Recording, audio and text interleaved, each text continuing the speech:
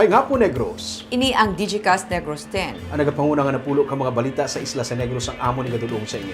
Updin ninyo kami via Facebook, YouTube, kag sa KCAT Channel 11. Kag subong mabatian nyo man kami live sa FM station nga 91.1 FMR Bacolod. Kagyari ng top 10 nga mga balita sa Negros subong nga adlaw. Power plan nga magapanubo sa bilis ang kuryente nga gasumiti ni Mayor Abdi Benitez kay President Ferdinand Marcos Jr. Scout Ranger patay, 4 pilason sa tiniruhay sa Ilimnan. Online seller dakop sa buy bust operation. Butanding na trap sa pukot sa Banago, ginbalik sa baybayon. Kag sa Good Vibes, Christmas lights on na sa Victoria City. Inatanan sa Digicast Negros 10. Sa number 10,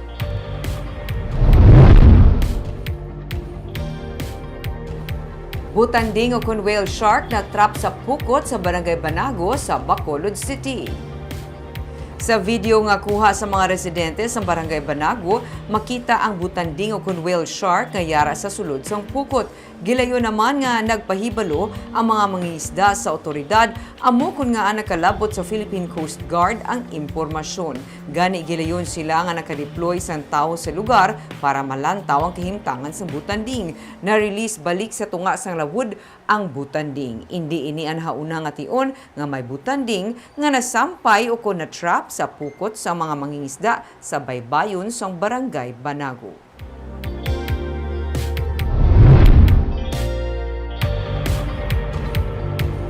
Sa number 9, sa mga interesado nga mag-eskwela sa Northern Territory sa Australia nga makasarang magasto para sa ila kaugalingon, may ginpain nga slot ang probinsya.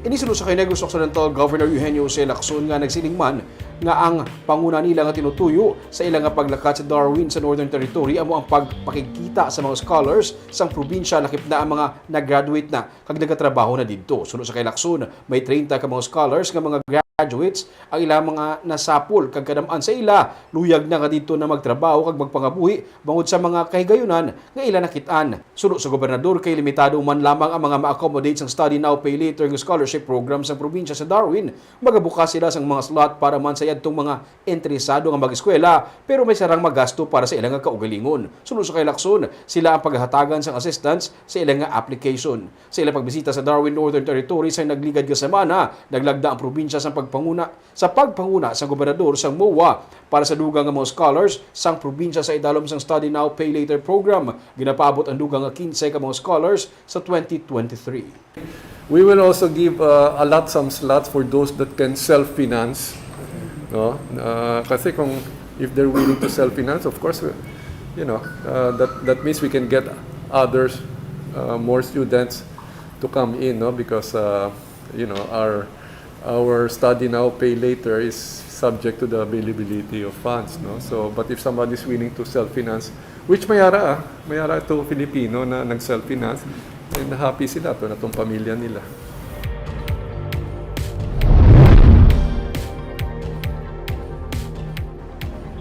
Sa number 8, bonus nga iga-release ang probinsya sa mga empleyado ang kung ano lamang ang ginatugot.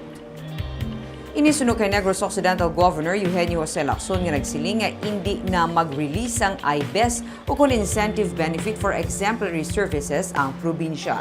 Inibangod sang memorandum sa disallowance nga ilan na baton gikan sa Commission on Audit angot sa IBES ng 2021. Wala labot diri mayara pagid sang pending nga apil ang probinsya sa damlag na release nga IBES sa nagliligad nga tuig. Suno kay Lacson, mas maayo na lamang nga unta na ini nga daan. Kung magapabili ng disallowance sa pagretiro sang empleyado, iga-deduct ang natungdan nga kantidad. Ginapaabot nga mas manubo kung ipaanggid sa 2021 ang mabaton nga bonus sa mga empleyado subong nga Disyembre. Actually, we have to return.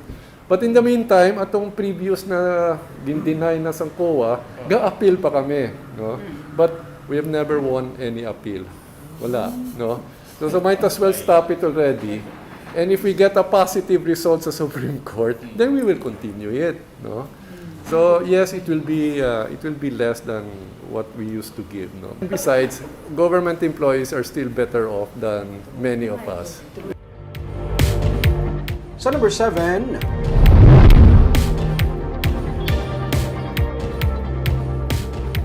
Coastal kag upland ng mga housing project sa Victoria City, igapatukod para sa mga informal settlers.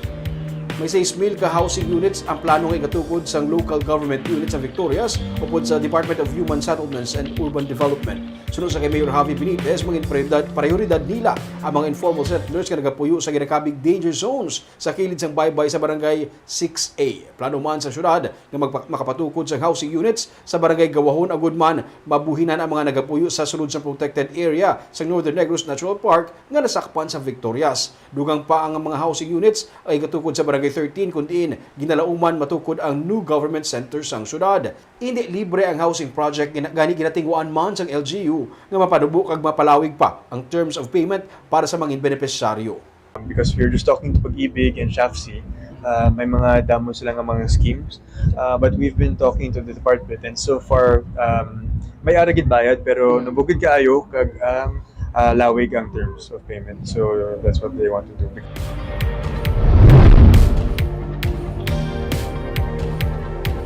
Sa number 6, online seller dakop sa buy-bust operation sa Bacolod City.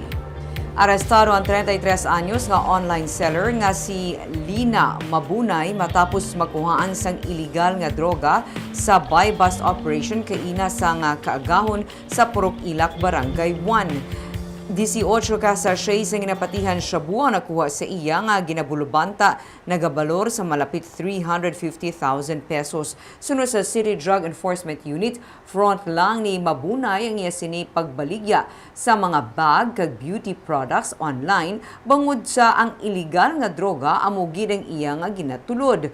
Naaresto man sang tuig 2019 sunod sa pulis ang iya live-in partner kag amo sini sa gihapon ang nagagiho para matagaan sang supply si Mabunay. Kaso nga paglapas sa Republic Act 9165 ang ipasaka batok sa iya.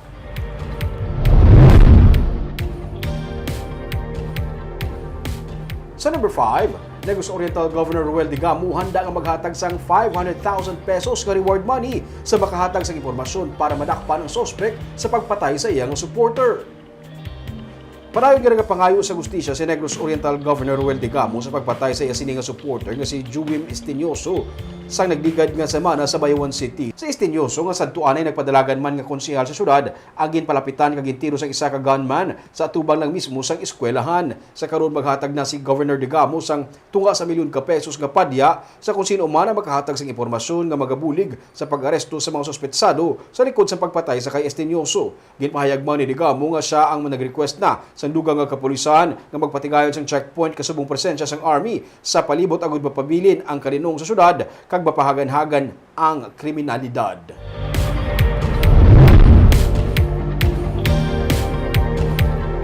Sa number 4, sa Victoria City, poultry ginpasiradaan bangod sa pila ka mga violation.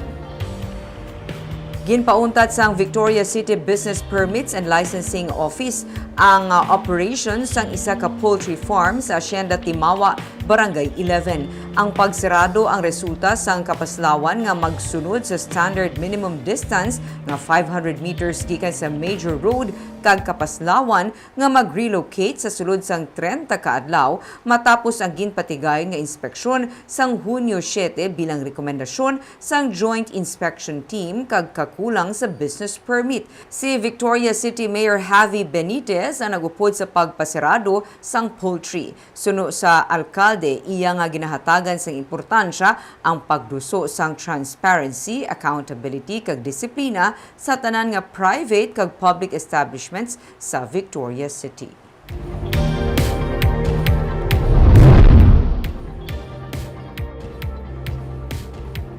Sa number 3, wala pa sa may nakita nga basihan ng Provincial Veterinary Office sa pagpatuman sa multa sa mga masupak sa pagban sa mga pork and pork meat products sa probinsya. Sunod sa kay OIC Provincial Veterinarian Dr. Placida Alemana, sa ilang assessment magagmay ang mga apprehension sa airport kag sa iban pa nga puerto nga sakop sang probinsya. Ang main nga bulk sang apprehension yara sa Breadco kag Banago Port nga sakop naman sang jurisdiction sang Bacolod City. Sa November 7 to 13 nga apprehension report sang Joint ASF Task Force sa 422.5 kg nga ilan nadakop, 402.55 kilograms ang gikan sa Banago kag Bredco Port. Kahapon, ginpahayag ni Dr. Maria Agueda de la Torre, ang City Veterinarian sa Bacolod, nga magasugod na ang syudad sa pagpatuman sa multa sa mga madakpan nga nagasupak sang banning sa pork kag pork meat products sa Bacolod. Samtang, nagalaom naman sa Ilemana nga kung tani ang Iloilo ang magabuligman sa kampanya bahin sa information dissemination, iniagod to malikawan na nga daan sa puerto pa lang ang pagbitbit sa mga ginadumilian nga produkto. Tani, buligan man nila kita no through information dissemination man dito sa piyak nga tani i-inform man ang mga pumuluyo nga hindi gid magdala sa mga pork products diri sa Negros. Sa number 2,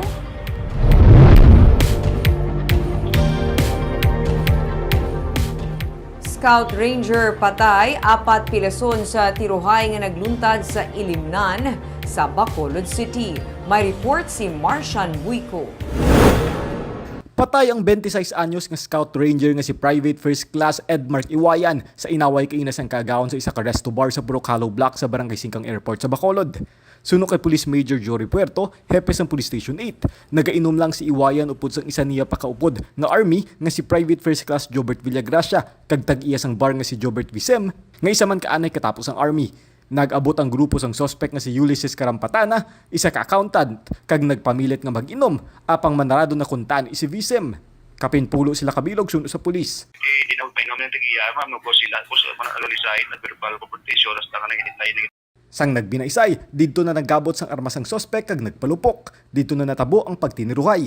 Nakapukutay pa sila suno sa pulis pero napatay sa pagpaniro sa Iwayan. Pilason kag ginabulong karon sa ospital si Visem, pati ng suspect ang isa sinikaupod nga si Joseph Magahom. Inibangod sang igo sang bala. Ang isa pak army nga si Villagracia ang pilason man matapos ginpulian sa mga upod sang suspect. Padayon ng investigasyon karon sang kapulisan. Marcian Muico para sa DGCast Negros. Kag sa numero 1 sa mga balita, subong adlaw. City Mayor Albi Benitez balik Bacolod na. Iyan sa karon gina-finalize ang power plan nga gaisumiti sa kay Presidente Ferdinand Marcos Jr. Hindi gusto para masigurado nga tayo yun ang supply sa kuryente kag mapabarato man ang bilis ini. May report si Nico Delfin. May masobra 15 pesos ang per kilowatt-hour nga ginabayaran sa mga konsumidor sa Central Negros Electric Cooperativo Conseco. Pero hindi malipod ang masamiman nga pag-brownout kag ang posible pagsaka pa. Sa bulanan nga balayran sa kuryente, epekto man sa pagsaka sang presyo sang produkto petrolyo. Gani isa man ka power plan nga gina-finalize na ni Mayor Albi Benitez ang iya igaduso kay Presidente Ferdinand Marcos Jr. sa tuyo nga mapanubo kag magtayuyo ng power supply sa Bacolod, lakip na sa probinsya sang Negros Occidental. A power plan on how we can stabilize and have a secured power system. No, hindi lang secured nga may 24/7 kita nga power hasta ang presyo kung naano ta mapanahog. So I'll be submitting this plan to all of you, no? Tapuson talaga ang details para sigurado lang kita nga atong plano is foolproof. But after that I'll be submitting it. Nagapati ang alkalde nga paagi sa joint venture agreement sang local government unit upod sa mga solar power plant kag biomass power plant sa probinsya sarang pa mapanubuan ang presyo sang kuryente sa 3 pesos pasaka. May mga development nga nagsulod right after to sa last meeting with the President. Nga i-incorporate ko na lang para mas dasig. Ginsiling Manny Benitez nga bisan hindi man madayon ang proposed 300 megawatt liquefied natural gas project sa San Carlos City, hindi man inilubos makaapekto sa mga konsumidor, bangod sarang man maki-import ang mga power distributor sang supply halin sa iban pa nga lugar. Nico Delfin para sa DGCast Negros.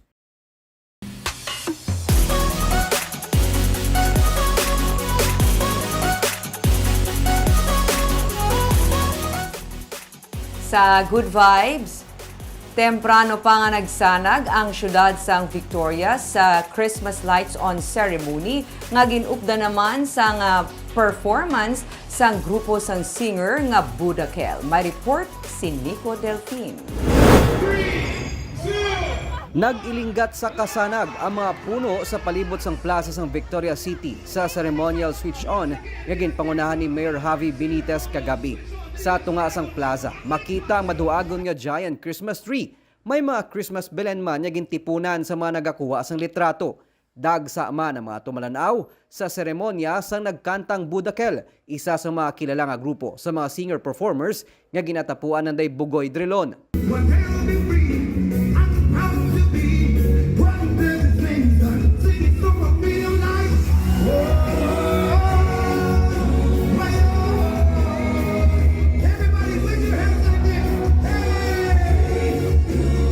Darrell Ong kag Michael Pangilinan.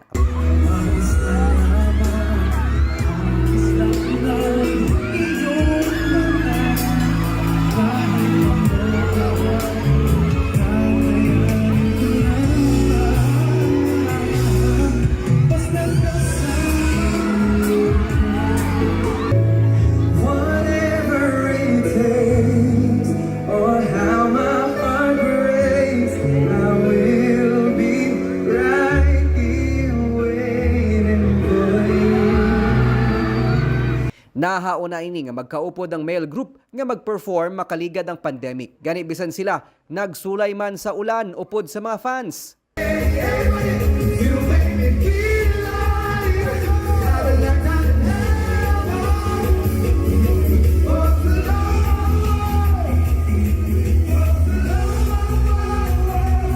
Suno kay Mayor Benitez, patilaw pa lang ang lights on ceremony sa nagahilapit nga 9th Kalamayan Festival sang syudad sa Disyembre 15. Para ma-enjoy gid sang tao nga it's been like 2 years to 3 years, sorry, and we really wanted to give them a good experience. Kag palawigon nato, magasto na ta sa lights kag tanan mga make sure that they like it and they appreciate it. So Aside from this, what's in store for Victorianos this Christmas from your administration? So this Christmas, we're really making sure that everyone gets a good gift from the city. Every household will get a good gift from the city. That is our Alay Pamasko.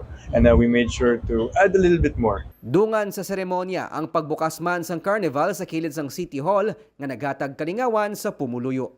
Nico Delfin para sa DigiCast Negros. Barb, grabe ang tao. Hidlaw siguro makakita sa lights on. I think ming una gid ang Victoria Una sa sila. iba nga mga LGU aton man ginapaabot nga. Ang expect ka na pagpatigayon man. sunod na mga sining mga weekend siguro sako na sangkad do dire kato sa May ila. mapuno na aton mata. Yes. Masang masanag na ang Pasko.